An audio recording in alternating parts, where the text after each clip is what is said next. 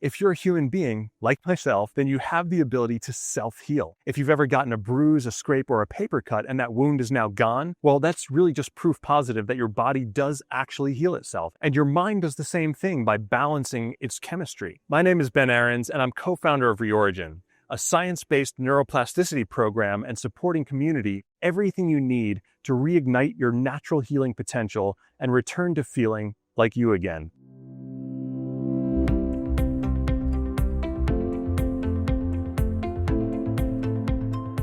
Imagine for a moment that there's two ways of going about experiencing a brighter sense of reality. One way could be to turn up the brightness of, let's say, a light bulb to experience more brightness. We can try and keep turning it up. That would be like taking more caffeine, having more vigilant experiences, turning up that brightness and intensity. But at a certain point, that bulb is going to burn out.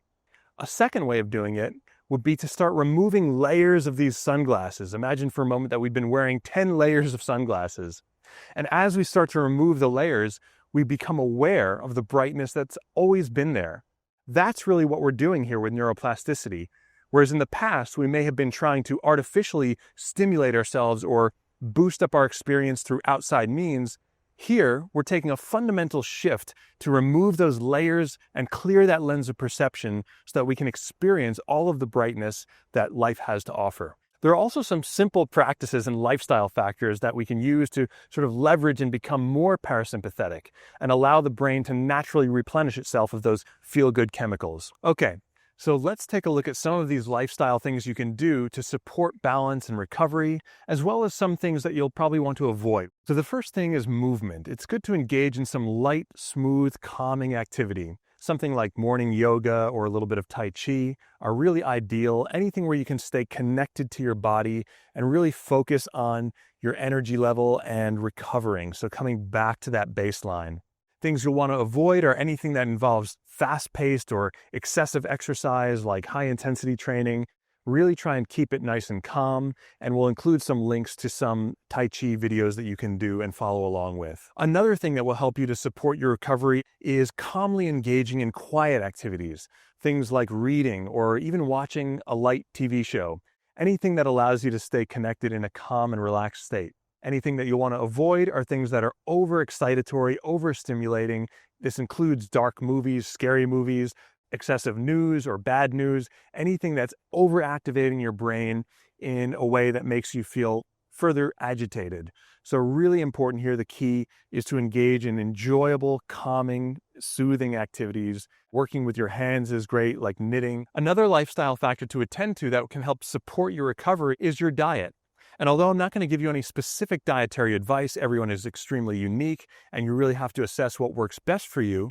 What I want to focus on here is more of the mentality around diet. It's so easy to fall into this rut where we can become obsessive about our nutrition and think that everything might be triggering us and focusing on what we have to exclude. But when it comes to practicing neuroplasticity, it's really important, especially when it comes to diet, that we focus on all of those positive aspects. Focus on all of the foods that you can include. So even though your diet might be slightly restrictive at this time, if you're dealing with food sensitivities or allergies, for instance, focusing on what you can have and how good that tastes and really savoring every bite of high quality, healthy food is going to do wonders for not just your mind, but also your body and how your body absorbs these nutrients. An interesting study was done where two groups of people were eating while watching sports games. And what they found was that the group whose team was winning had much better digestion and absorption of nutrients than the team that was losing. Because the team that was losing, it was thought to be, was in this more hypervigilant state. So this goes back into what we feed ourselves, not just nutritionally, but also in terms of information, what we expose ourselves to and where we allow our minds to go has a huge impact on our physiology and how we digest, absorb, and assimilate nutrients.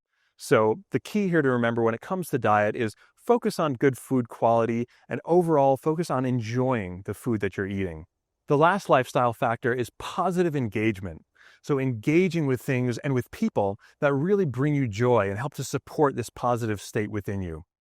This can be having conversations, it can be working on a passion project, anything that really gets you absorbed and focused in a positive way.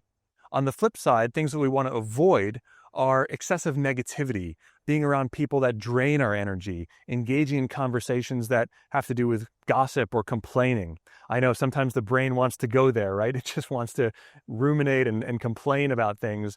But whenever that tendency arises, just catch yourself in the moment, bring yourself back, and remind yourself where you're going. Tell yourself, I'm not subject to that. My brain is capable of infinite changes, and I'm only subject to what I hold in mind. Remember that the brain's negativity bias is set up in such a way where for every 11 million bits of information that come in through the senses, about 9 million bits of those tend to be negative, especially if we've experienced anything traumatic that's put us in that excessive stress state. But you can switch that by directing your awareness, by directing your focus, and most importantly, by choosing where you want to engage and focus your energy. So really make a point here to engage and focus on relationships, on activities, on projects that really give you a positive feeling and really withdraw your attention. I'm going to challenge you to challenge yourself here to withdraw your attention from any of those types of thoughts, relationships, or ideas that go more in the direction of complaining and ruminating on the negative sides. You really have this capability to direct your awareness. And the more you do this, remember, it's like casting that vote for the person, the positive person, and the positive physiology that you want to have and want to feel like.